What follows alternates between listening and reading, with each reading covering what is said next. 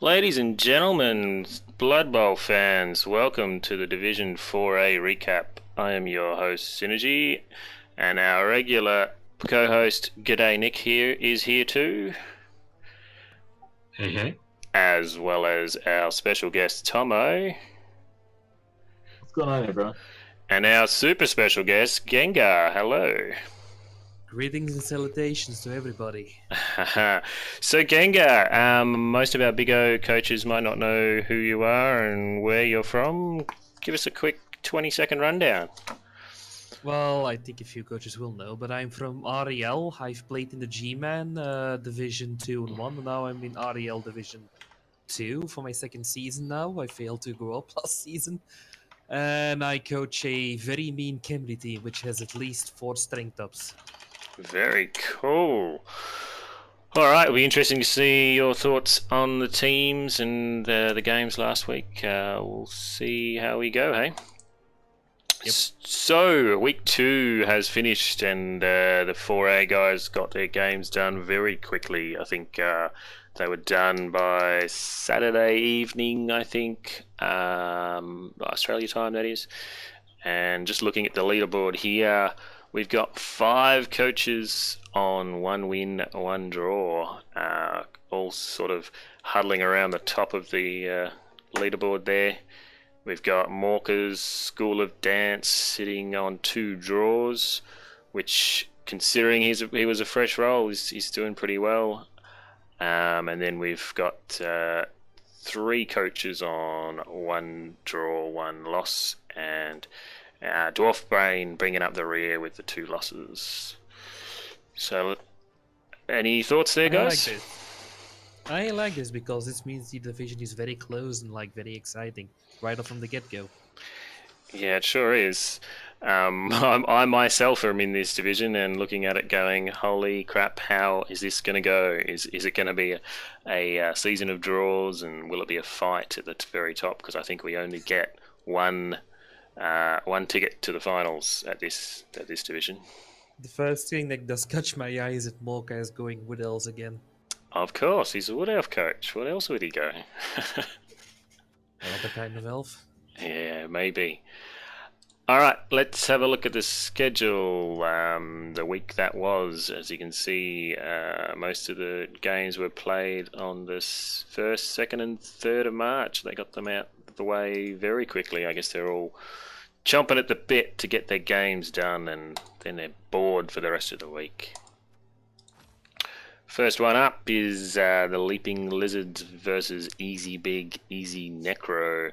The Leaping Lizards getting a 2-0 win. G'day, Nick. How do you see this one? What happened here? Well, I think it's awfully similar to how we called it last week. It's very hard for these reasonably fresh teams, well, for the Necro side, trying to beat the strength of these Lizards, especially when they had so much block. So, I mean, it was a bit favoured towards the Lizards. Although, did manage to kill a Blocksaurus, so that's going to be a bit of a cripple for the cripple the team down. One of the favourites I think we were talking about last week looked rather optimistic with the team. Yeah, it's going to be tough to replace that Saurus. Might have a look at his team later and see how he's going on the cash side of things. Something tells me that was a foul that kill. Yeah, I'm noticing that there wasn't that. Was there 4K? Oh, yeah. What makes you say that? What am I missing there? You have an expulsion and you have a Necrotee, which is a bench of 14. Yeah, fair enough. It's probably a good thought. I mean, the SPP shows only 3 lots of 2 SPP for the Easy Big Easy Necro, so you're probably right. There was certainly one of those casualties didn't result in any SPP. Looking at the SPP there, it was not too bad for both sides. Obviously that MVP on the Saurus was a pretty good one for the Leaping Lizards. getting him to level 2. Level 3, actually. Not sure why the client's showing damage there. Maybe he's got a niggle. Because it doesn't look to be... game? Well, just the thing is the injury report's only showing 1 dead. So it might be a niggle. Interesting. Yeah, if it was dead, there would be a little skull. So Yeah, that's right. I think we might have to have a look at Leaping Lizards a little bit later and see how he's gone and whether he's processed that Saurus level 3.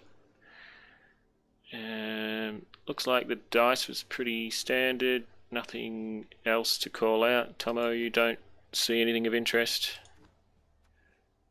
I'm already looking at the next game. Fair enough. Let's go to the next game. Very good win there by the Lizards, 2-0. Congratulations on that win. So the next game, Tommo, over to you, mate. Yeah, comfortably uncomfortable with a 1-1 draw with Trump's Chumps in a game where I'm pretty sure I heavily tipped the Dark Elves to come through on this. The Dark Elves were sitting top of the leaderboard. Trump's Chumps, I think they won their first game. Yeah, they did. Yep. But, for me, like, this matchup is normally so much in favor of, the Dark Elves. It's insane. Like, when the Nurgle gets a little bit more skills under their belt, and they start, picking up all these tackle and stuff and become just be able to kill anything, then, yeah, sure, maybe I'd give them, like, a chance in this. But, looking through the stats of the game, what's happened is that I can only assume is that Yappy's Mighty Blow Nurgle Warrior must have just gone off or something. Because, we're looking at it, and he's got comfortably uncomfortable has sustained 4 KOs, 2 casualties, and 1 death just from that game, whereas Trump's Chumps is like, 2-2 on the KOs sustained and the casualties. That's okay from the Dark Elves, but, sorry, I'm getting a little bit of, like, static feedback or something. It's a wee bit weird. It's a bit, but anyway. Either the Mighty Blows fired and just started removing things like mad, or there must have been some fouling or something going on with the rodders there, because... Yeah, I think it might be the latter of that, because check out the SPP. There's not that much casualty SPP there. Yeah, you're right. So we have, the 1 completion, the 1 Kaz with the Mike Pence, who have also got the MVP, and the touchdown would have been on Steve Bannon. You're right. Yeah. So yeah, it must have been some kind of fouling or surfing or something going on there. Because Nurgle surprisingly blocks less than the Dark Elves. No, I'm showing 43 blocks for Trump's Chumps versus 37 on the Dark Elves. Yeah, that's what I'm seeing too. I think I saw the opposite, sorry. Yeah, it's around the other way. I feel like that second page is, it's weird when it's the blocks sustained versus blocks succeeded. Yeah, I just hope that Yabby doesn't mind when I say that. I really do kind of see this as an upset because, they're just the Dark Elf team just looked so consistent. They had, like, so much, bludge and everything going about them. They were sitting, comfortably top of the ladder. I think they won the first game. Yeah, 4-0. Yeah. So that's a great result for you, Yabby. I agree. I mean, this was the top of the table clash with the 2 teams on 1 win. And I think we all thought that the Dark Elves would bring it home. But, yeah, it looks like Yabby's gone in and put the boot in and got the removals and managed to hold on to a 1-all draw.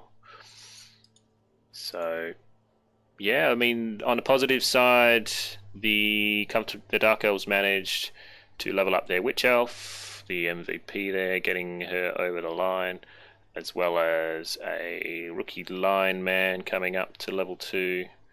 And obviously, on the downside, they lost a lineman. Nothing on the side of Trump's Chumps, no level ups and no permanent injuries. So you come off pretty well. their draw. I think he'll be happy about that too. I know I would have been happy versus Dark Elves with a draw as Nurgle. Cool. Let's move on to the next one, and we'll hand this one over to G'day Nick.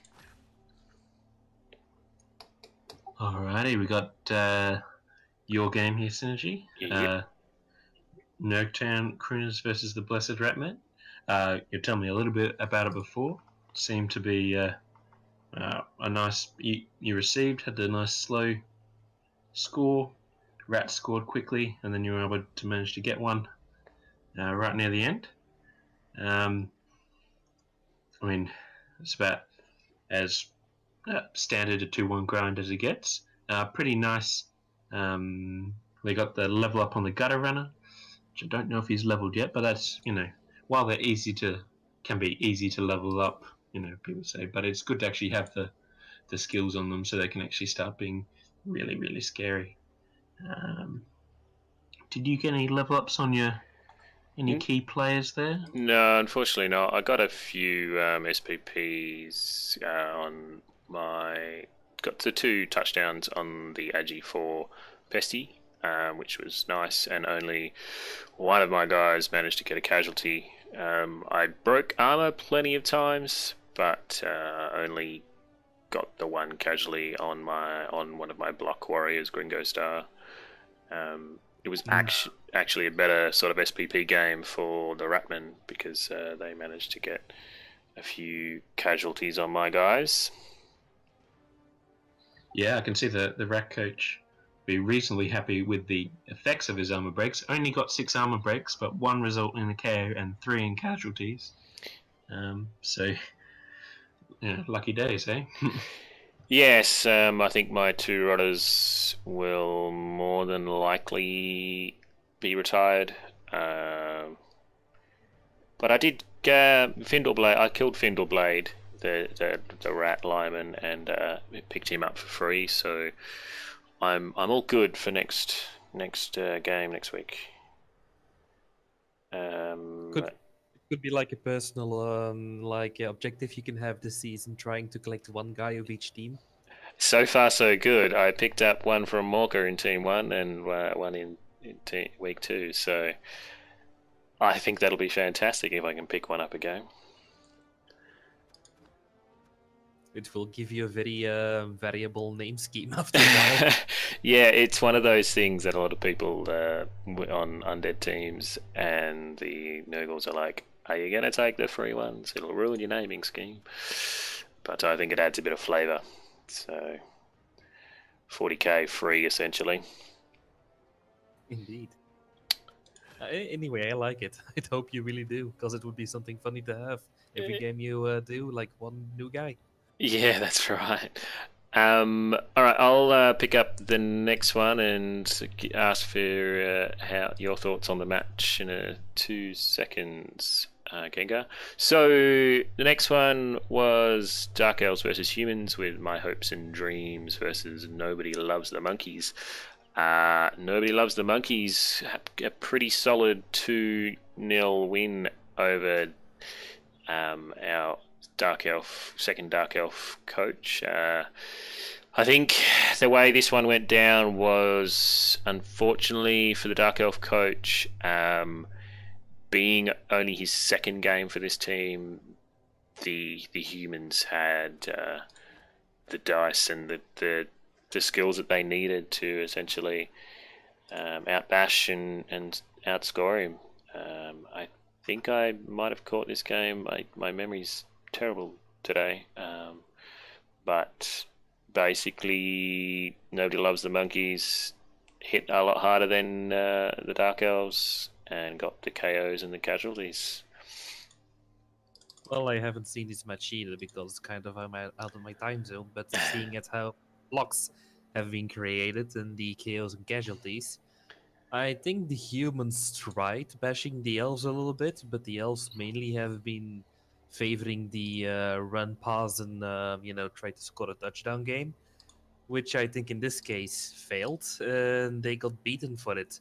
The Humans started fouling, and I think the Elves just spite fouled back or tried to get even the numbers or something, because they also have an expulsion for some reason. Yeah.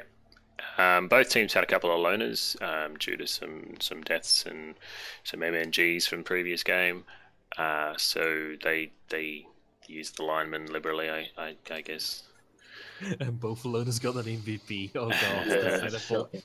That's terrible. It's the worst, isn't it?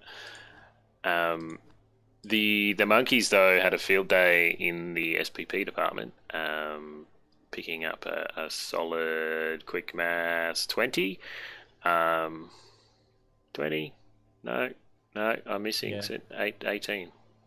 18. This is why I feel like the elf, their plans failed. Well, the humans sort of had a field day. Because, they have only one pass and that's it. And the humans have, I think, 3 casualties, 2 touchdowns, and 1 pass completed. Yeah, I don't think my hopes and dreams had a great day on the pitch, but I think moving forward, his dice will fire in the coming weeks, I'm sure, and he'll get some more levels. It looks like he only managed the Lyman level on 16 gigabytes DDR for RAM, and the monkeys managed to level up their thrower. So hopefully they both managed to get some cash to replace those missing players, and hopefully their seasons comes good. Tommo, any thoughts? Did you catch this one at all? I didn't see it, but just a word on the SPP stuff. Like, it looks like it's 6 and 18, but in reality, it's 1 and 13, isn't it? And yeah, I played Dark Elves in the BigO when I've come out with games with like 1 or 0 SPP, and it really sucks. So I'm just gonna say, yeah, I've been there. Keep at it. Things will turn around. Yeah, it seems like every time I give Dark Elves a shot, they just die. So hopefully my hopes and dreams doesn't have the same problem. Nick, do you want to cover this last one, mate? Sure, we'll do. So we've got the Woodies here versus the Necro. That's right, we've got 2 Necro teams here. I did actually catch the end of this, and it was a bit of a tight finish where the Necro managed to score their second touchdown. I believe it was the Necro's drive first, and Morka and his Woodies scored twice on that, and then when it came around to the Wood Elf's drive, the reverse happened, and the Necro scored twice on that. So what an exciting finish for, if nothing else, and some reasonably nice level ups for the Wood Elves as well as on the War Dancer and the Catcher, which can really good to get those early level ups, and can one level up on a War Dancer instantly turns it into a pitch dominating threat if you take the strip ball, or if it gets a stat up or something. It can be a real menace for these other rookie teams it's going to face. Yeah, you're reminding me of the game because I believe I may have casted it.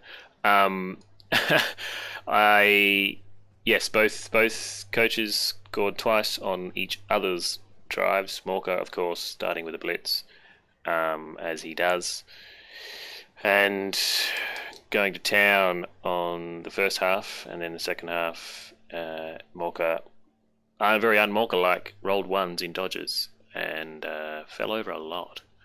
And so Robin's second-hand band was able to take advantage and get both of those scores. It was fun to cast, actually.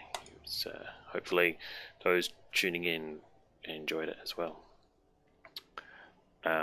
Interestingly, there the Necro managed 53 blocks, which is I think equal highest for the round.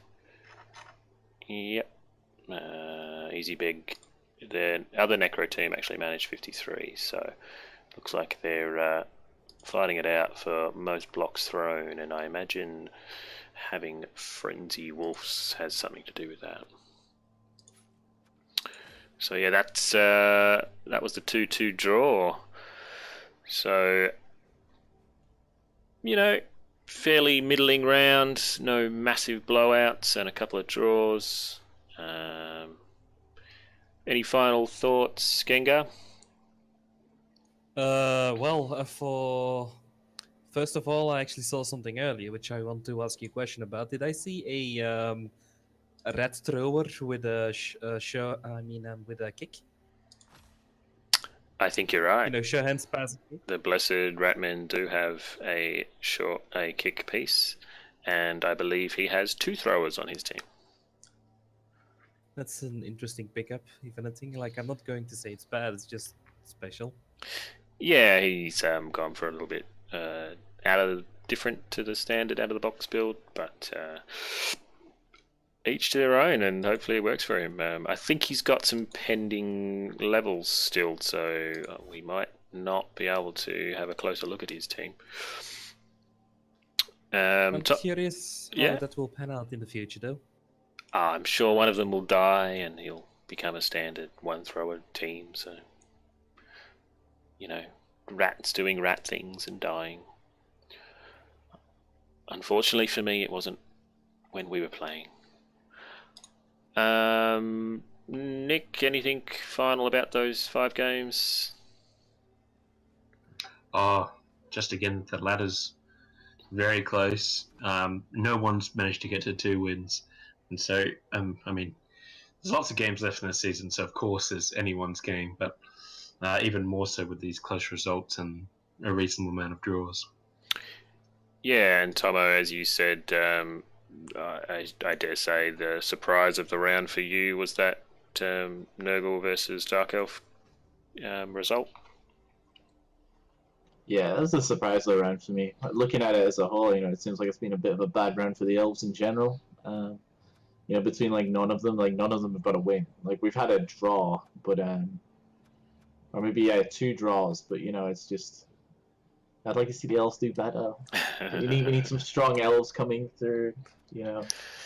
Yeah, it is. It's always sad to see those Elves just falling apart and losing hope, and re-rolling into bash teams. If you need some Elves, I'll send some few from REL2 to you. We have too many of them.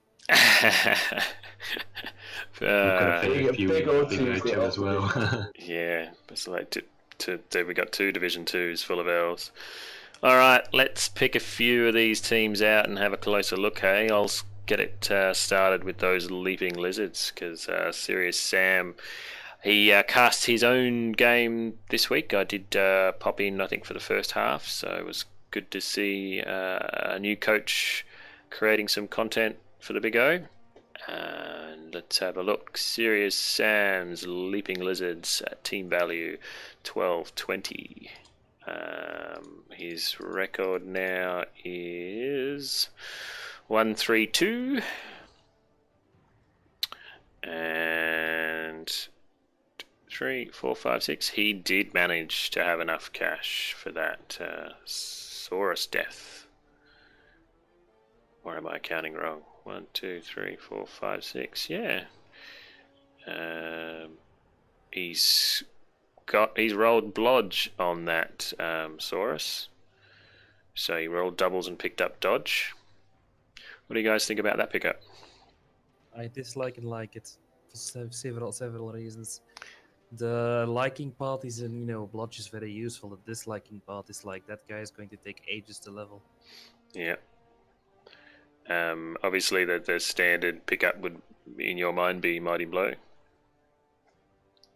That or guard. Or guard, yeah.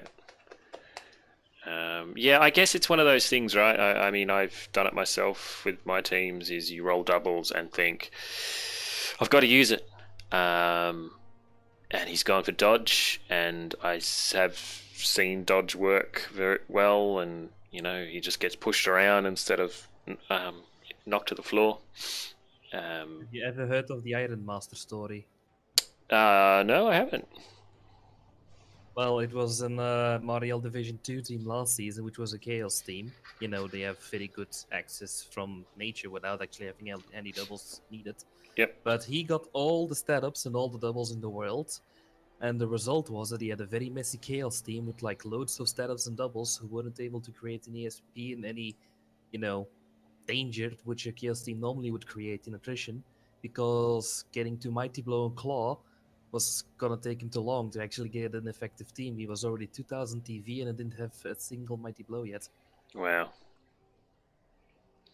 Interesting. Yeah, I mean, I guess He's a guy who had if a you leaping Chaos Warrior. oh yes, right. I guess if it was later in the season, you might consider picking up Blodge. I see Schleiss in chat saying in about 3 seasons, when the rest of the team develops, it'll be good. Like I said, it's a long-term plan, and if you have like 1 or 2 of them running around, it's not bad. But if your whole team is based on it, then it actually might start hurting you. Yeah. I agree. I hate it a lot less than the guys who take dodge first on Saurus, just because they rolled doubles and they're like, oh, I've got to use it, and it's like, no, the correct play is still taking block. But overall, you want your Saurus to be like a big line of bashy things to really kind of like control the field, so that your skinks can run around and do what they need to do. And dodge, yeah, it's gonna help you stay on your feet a little bit, I guess. But it's not helping all of the rest of these Saurus that don't have any skills on them be any more consistent. So. Yeah, I dare say, guaranteed, when I come against these lizards, I am not going to find the power that I want when I go to hit this Saurus, and it'll annoy me to all heaven and high hell. So yeah, I'm sure Serious Sam's saying, just you wait. People won't be able to roll powers against this guy. So we'll see what happens, let's pass it over to G'day Nick, and he can pick the next team to look into, shall we? Sure, I might have a look at the Humies with Nobody Loves the Monkeys. Very cool. They had a good result with their win this week. And, with a couple games on the belt, they've got the 3 rerolls in the Apo, so they kind of filled out team staffing-wise. They're still missing a blitzer from the roster, which they'd lost a bit earlier. And the Ogre's nearly leveled up. But what I'd probably like to look at the most are the level ups which have happened, which adds a bit of flavour to these rookie teams. They've got 1 guard and 1 of the blitzers, solid. Block on the thrower, nice and solid again. But, I mean, the 2 really interesting pieces are the 2 level 3 catchers. So he's built both of them in for very different roles. He's got a Wrestle Dauntless catcher for the ball sacking, and then a Blodge Step catcher, I guess, for trying to pin down players and maybe pin down the ball as well. I can see these being really scary in the for a lot of teams to face up, because I don't believe there's actually any tackle in the division yet. So being able to put a Blodge Step piece next to someone forces them to say, hey, roll the power, or commit a lot of players to to getting him off the ball if you can get it that close. And if he's creating all that trouble with that one, the other one coming in with wrestle and no tackle, but not much dodge in the competition, be a really effective sacker. Probably looking in the next couple of games to grab that next blocker and maybe get a couple more levels on these blitzers. Is a tad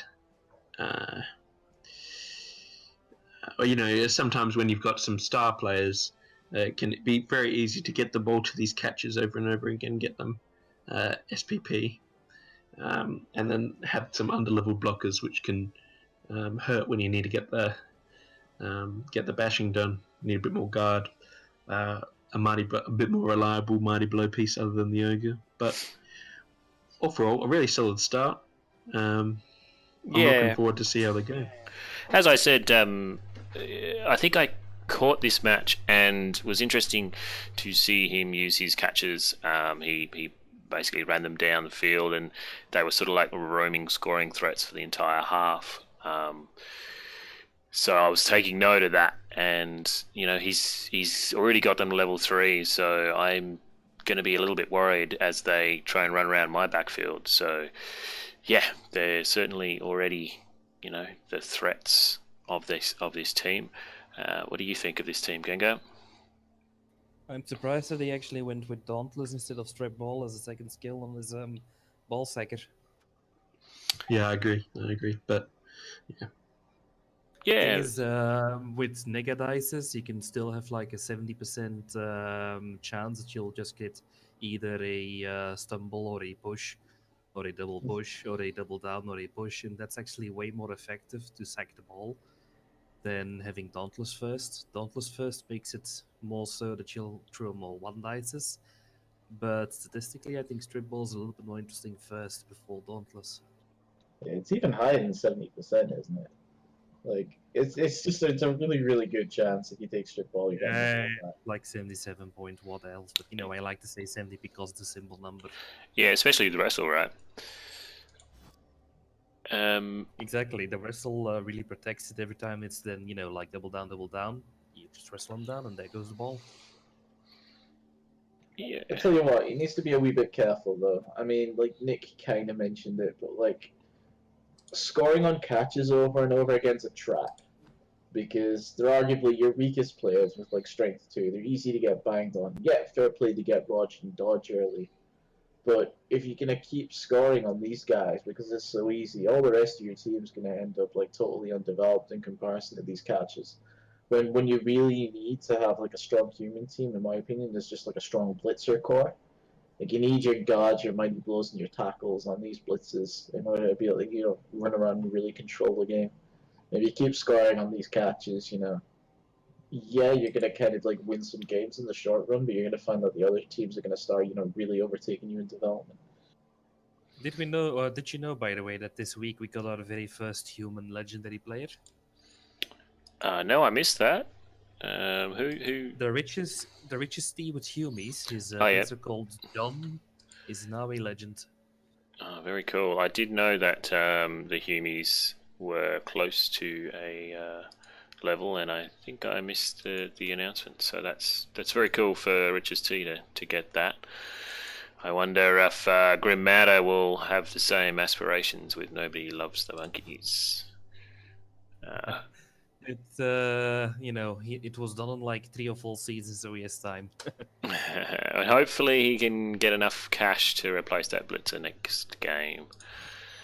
I'm just conscious of time, so Gengar, I'll just let you pick one more team and we'll have a look at that.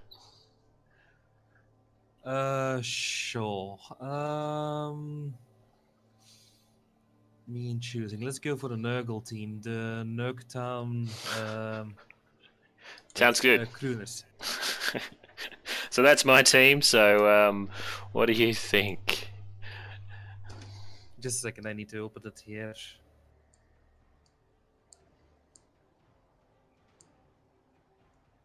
Okay. So the first thing I do see is that you are lucky with your Beastman. Like Yeah. having a movement up Beastman and an agility Beastman is a great start. You were saying that you were planning to fire those 2 rotters. Personally, if your TV isn't too high, I would just keep him around for now as like a sort of fouling option. And whenever you get like troubles when you are going to give out a wizard or something, you might actually think of firing them. But for now, there's no real reason to just fire them. Like you can hold on to them and just keep them there as an option. Yeah, as you can see, they're still there now. So I was gonna weigh up my options next week.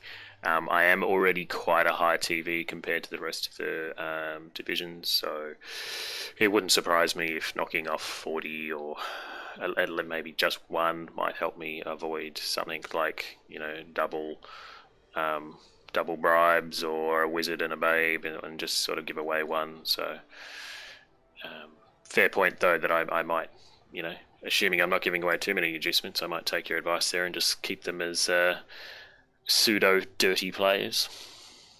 Yep. The thing I also see here is that two of your Chaos Warriors about to, Nurgle Warriors are about to level up. Are you just going to go block on them, or are you going to try to force some development on them with Mighty Blow? I keep changing my mind depending on the day. Now that I've already got to block, it wouldn't surprise me if I pick up Mighty Blow first on one of them. I have been rolling a lot of skulls and both downs, so depending on depends how the game goes that I rolled it on, I might turn around and say no, I just want block. And also, I might roll strength up, so I try not to think too far ahead. You might also, of course, always consider guard, because what you could do potentially with this team, which maybe we could consider is going for guards on the guys who block the moment they level up, because it's not so far anymore. Go Mighty Blow on the other two warriors so they can rush towards their block. And actually go for Stand Firm the moment the Beast of Nurgle actually levels, so you can really utilize the tentacles. And I tried to get block and Big Hand going on that edgy up goat as soon as I can. I am taking notes because I like all of the things you just said. As obviously on my one of my warriors there is only a SP. Oh well, almost all of them are only like one Kaz or a touchdown away from leveling. So I've been thinking about. I tried Stand Firm on the Beast of Nurgle before, and it works really well. And if I've already got guard on one of my Nurgle warriors, it's going to be a definite that way. And yeah, same with the block on the Agi piece is definitely the way I'm going. So. And the last thing you just need to decide is if you want to make that move on top is to core a Psyker or a Killer. Yes. It's probably, I don't know. Honestly, I don't know. Horns and Wrestle is a great combination, just FYI. Yeah, that's right. And depending how their warriors go as well is whether I think they're both going to get block next. Just to be better ball carriers and potential blitzers. And then the next one, depending how the rest of the team's going, whether it's going to be a wrestle movement or whether it's going to be a frenzy kind of thing. Either way, you have pretty much started any Nurgle coach would like to have. Like, this is a really good beginning. Yeah, I rolled both of those levels in the game after Morka, and I was very, very surprised with myself. And I'll be picking up the next Pesty soonish. We'll see how we go. You do still need a motto, though. Say again, sorry? You do still need a team motto, though. Oh, yes. I do. I noticed that when we were looking at this recap last time. It'll be something about the Beatles, obviously, and then picking up. Let's see how many backup dancers we can pick up during the season. Alright, we'll just leave it at that, and we'll have a look and the schedule moving forward and see if we can pick some winners in the tipping competition. I think we've surprisingly done okay in the tipping so far. Although I'm not sure whether we got all of our tips changed. Do you got any information there, Tommo, on that? I think the only one we didn't have was Div 3 guys, who are all just still the entire left-hand side. Fair enough. It'll be interesting to see how that changes because the recappers are on the same score as myself. Yeah. Okay, let's have some group voting on these games, shall we? It looks like the first one up is the Blessed Ratmen versus Easy Big Easy Nacro. So our bottom dweller team having a little bit of bad luck so far versus the Necro team. Tommo, you haven't spoken for a while. What do you think of this one? I'm not sure, to be honest with you. the Necro doesn't have any tackle or anything on it to really boss around the Skaven. Of course, they do have the 2 werewolves. They always have 2 werewolves. I think he just picked up the second one. Yeah, I think you're right. Yeah, so, there's no sidestep or anything on the Skaven, so, you can't potentially get removals and things through crowd surfs. I think it's going to be hard for him to catch the Skaven, though. But if he does manage to get some hits and get some removals, then, I could see him winning. It's kind of... I can't really call this one. I'm going to have to go for like a 2-2 draw or something, just because... I feel like the Skaven have got enough about them should be able to score touchdowns. And, I kind of see it hard for the Necro to stop them, but at the same time, I can see the Necro causing damage when he hits them. So, yeah, my vote's a draw on this one. Okay, I'll put you down as a draw. What about you? G'day, Nick.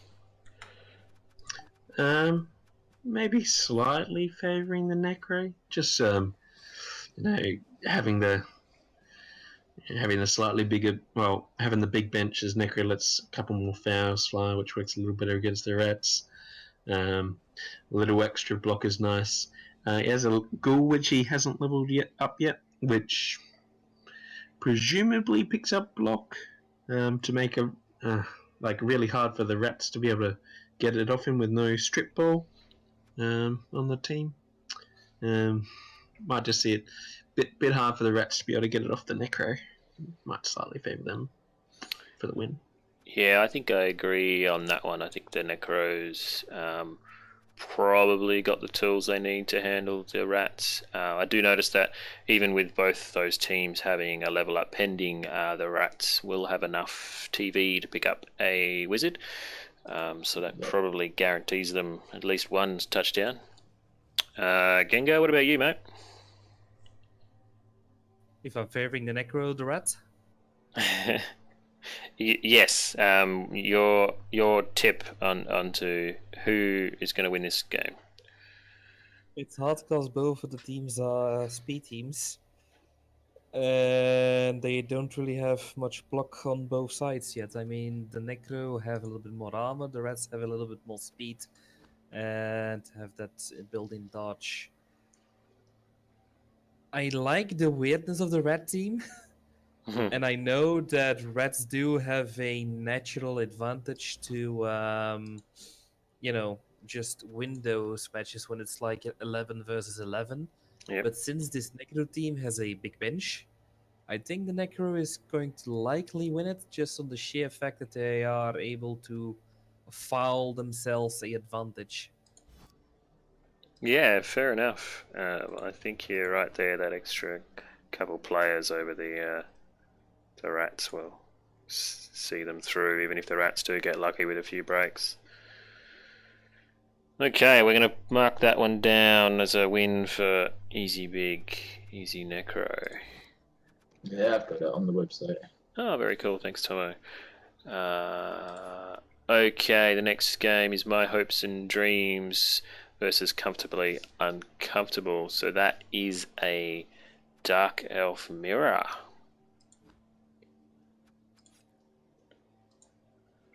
Dark Elf Mirror, that's... It's going to be either a very spectacular, high flashy, high scoring game, or it's going to be one of those games that's, where nothing happens. Yeah, just taking a very quick peek into the teams. My Hopes and Dreams picking up plus Agi on that lineman. So we've got an Agi 5 lineman running around for his team. And where is the other team? I'm blind. One of the big game makers here, potentially, I already see, is that Nigel, or one of the blitzes of My Hopes and Dreams. And that Nigel could mean that his hopes and dreams will not come to fruition this week. Yeah, and he's up against Pethor's Comfortably Uncomfortable, which are a solid 200-ish team value after the level's gone through. and he has a lot Yeah. more blodge. He, Petor definitely has the advantage in this game, but since he does give like 200k out to his opponents with some like nice inducements and some aggressive play, he might be able to still top things up with maybe a chainsaw or something. I don't know if Dark Elves actually get one. Nope. Was that a no, Tomo? No chainsaw for elves. No chainsaw for elves. Yeah, okay, then this is going to be really hard. Maybe he can get like an Ethereal Sidewinder. Yeah, maybe. He might need Or a that, Bolvar. considering he's up against, such a much more developed team than he is. I dare say my hopes and dreams isn't looking forward to this game. I think he's been in chat saying that he doesn't give himself a very high odds of this one, but Nuffle is cruel. Anything could happen, and I personally, in this case, I'd get a star player if I can, or maybe like a bribe, and I just try to like force something. Like you ain't going to win this through normal Blood Bowl, so you have to go a little bit more like alternative and try to either outfoul the guy or like out attrition the Dark Elf player through certain means, or just use Ethereal to like break cages and then sack the ball and run away. yeah, it's some really good advice. Hopefully, blessed. What are they? What? My hopes and dreams are tuning in or catch this VOD later and takes that advice. Will be interesting to see how he goes. So you're leaning towards comfortably uncomfortable for the tip. Yes, I will indeed lean towards that team. Yes. G'day, Nick. What do you think? For sure, probably also towards comfortably uncomfortable. It's just hard for a team underdeveloped. I'm agreeing with Gengar that you need to do something a bit funky, like with fouls or something. He does only have the 11 players, so I mean, if he can find something which can get some attrition, might be the way to do it. Tommo. Yeah, current form as well as just the strength of the team. Like all the signs are pointing towards a comfortably uncomfortable win here. Yeah, I agree. So I think everybody else has covered that off pretty well. Okay, the next game is Necro versus Leaping Lizards. So it's a Robin Hand, Second Hand Band, and Leaping Lizards. We'll just rip through these last few ones and close this up before the half hour. Tomo, Necro, or Lizards? So that's Sorry, Warhammer, What was it? It was. Warhammer Frog, and Serious Sam. Oh, so it is. Let me have a quick look. Oh yeah, no, that Blodge. No, we're going for Warhammer Frog. And purely because I know he's a good coach. He's been around the Big O for a while, and yeah, I think that there's 4 really easy targets for his werewolves to try and smash through here. Yep. So that's how I kind of see that game going. G'day, Nick. Yeah, we had a similar discussion last week because there's also a Necro Lizards matchup. Last time we really favoured the Lizards because there was one wolf and they had 3 block Sauri. Yep. Which, I mean, really favoured it. This time, only 2, which can make it a little bit more unreliable. And maybe 2 wolves and having a bench might just get the Necro over the line. I mean, fouling lizards is always fun. And with the 2 claw, potential for some attrition. I reckon it's close because that strength advantage is hard, but I might also tip the Necro. Especially fouling skinks is fun. Skink violence is amusing. What do you think? Even though Serious Sam has got, he's got a TV. What's that? 1700 TV. How do you think he'll go against Warhammer Frogs Necros, Gengar? You have options here basically. You either buy a zombie before the game and like sort of put your saving plan for the third $3 a little bit further on in the future and get yourself a bribe and enjoy the huge bench advantage you have of 2 players then. Or you get a wizard and you try to zap or fireball the opposition. Mm. Those are And, like the easiest go-tos. and And who, I think this game does really favor the Necro just because of the options he has with that right now. yeah, obviously Serious Sam losing the block piece means he's behind on potential block there, and King Arthur, the question mark, has now got blocks, so that claw could potentially tear through those Saurus and maybe put Serious Sam and another Saurus down. So, I mean, he can even bring a chainsaw if he wants to. oh, chainsaws. Anyway, I think we're giving that to Robin's secondhand band, and that'll bring Warhammer Frog to his first win of the season, I think. Yes, he's yet to pick one up. I think he's had some pretty rough dice in his first couple of games that I saw, so hopefully he gets his first win. Next is the Wood Elves, Walker, School of Dance, and Yabby's Trumps Chumps. I'll put my 2 cents in here and say I don't want to play. I mean, I was lucky to pull off that draw versus Morka, and Yabby's got a very similar team to mine.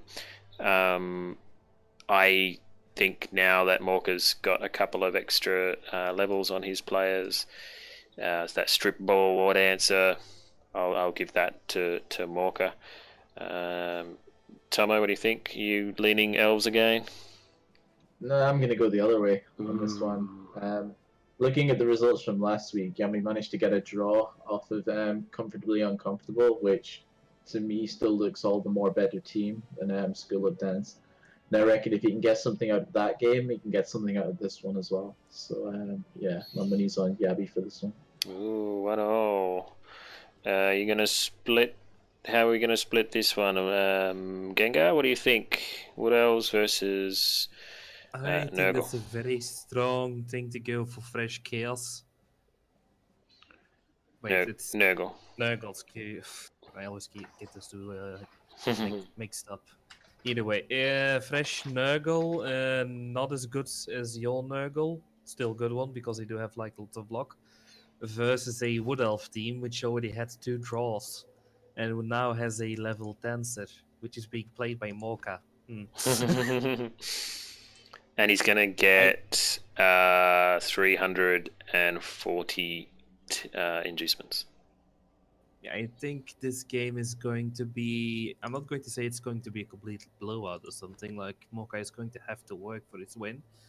But I sort of see like a 2-1 or 3-1 victory for Morka with a few casualties here left and right, and the Nurgle, take the prize rather in SPP gained.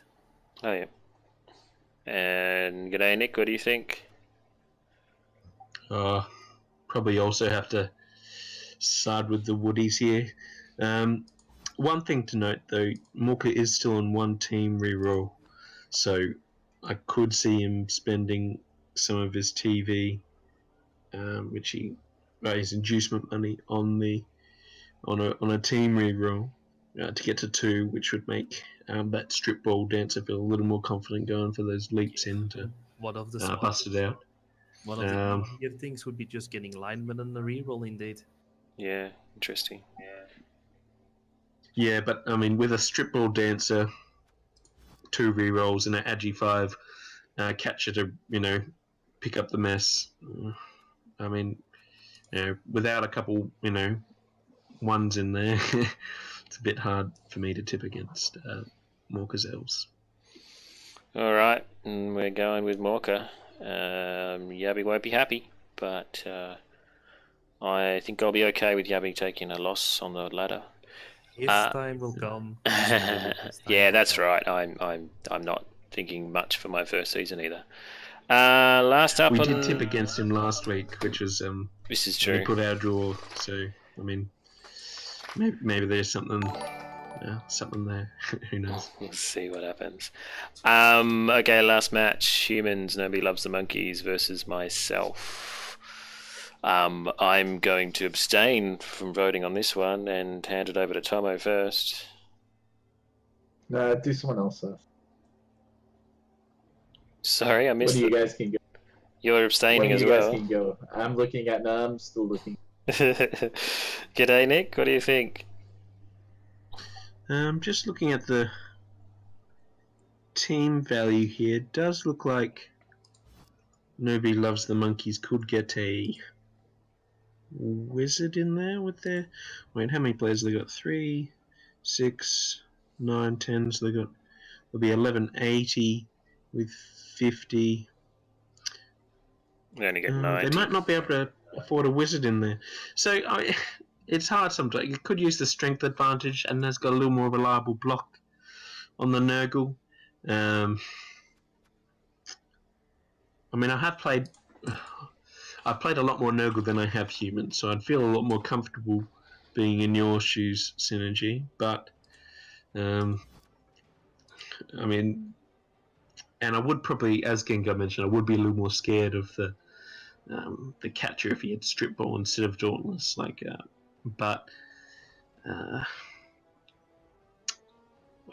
There's just a few more skills than the humans. I might tip a draw here, actually, like 1-1 or something. I could see each player scoring on their drive, and without a wizard to throw too much funk in, and probably a draw. Fair enough. It is a legitimate option on the tipping sheet. Gengar, what do you think?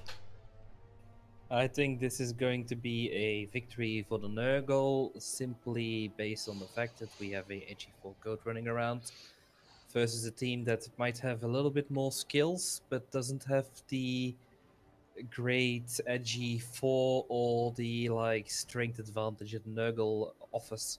Like speed wise, the humans are a little bit faster. Bash wise, Nurgle completely overpowers them. Passing wise, humans don't have an amazing advantage because of the edgy 4 goat and all of the disturbing presence. So the passing game is also out of the window. Yeah, it's true. The humans only have a running game on the Nurgle here. And if that doesn't go well, like the cage run game, then this could be a real hard game for the humans. I'm going to give Nurgle the 2-1 victory here. Ooh. I like it. Tomo, have you had a moment to think? Yeah, I kind of agree with what Gengash just said, and as well as if you're playing humans in this kind of matchup, if you're playing humans in general, you're always trying to play, to what the disadvantage of the opposing team is. And I don't think that the humans have got the throwing skills to be able to kind of, move the ball around enough, around the Nurgle at the moment. Like if he starts rolling, plus Agi and gets all the, the magical thrower skills on the thrower, and some of these catchers, become, well, the catchers are good as they are actually, but I think eventually they could get it. But with all the disturbing presence and everything, and I think by the fact that the humans are going to be forced, to play a running game and try and run through you, then I can't see it happening. Yeah, cool. Well, that throws it over to me to make sure that happens, and I'll do my best. So, thanks for siding with me there. I agree.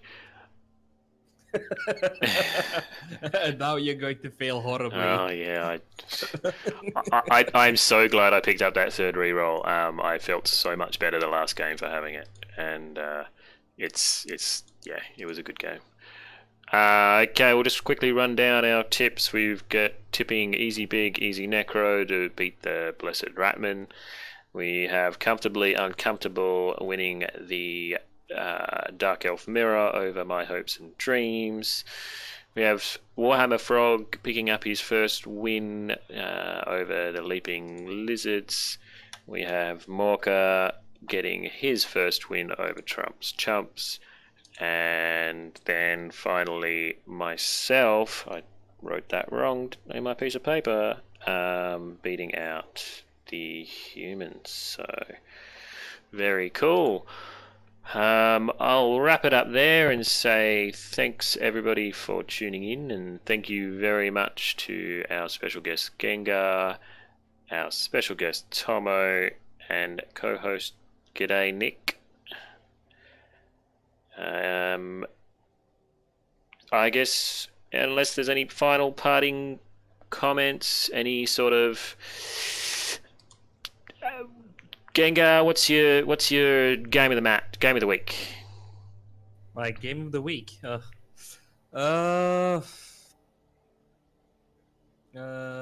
think I am going to go for an exciting game, which will be worth it watching, and I think that's going to be the Rats versus the Necro.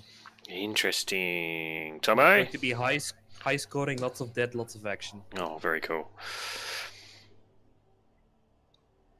Tommo, what's your pick? Yeah, for me, well, before I pick a game, I just want to say, again, good job to all the guys getting your games done nice and early.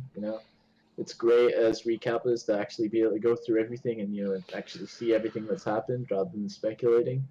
So props there. For my game of the week, it has to be the Dark Elf off. I keep saying this, but in my heart, I'm still a Dark Elf coach. So I really want to see some good plays there. Yeah, cool. And G'day Nick, what do you think?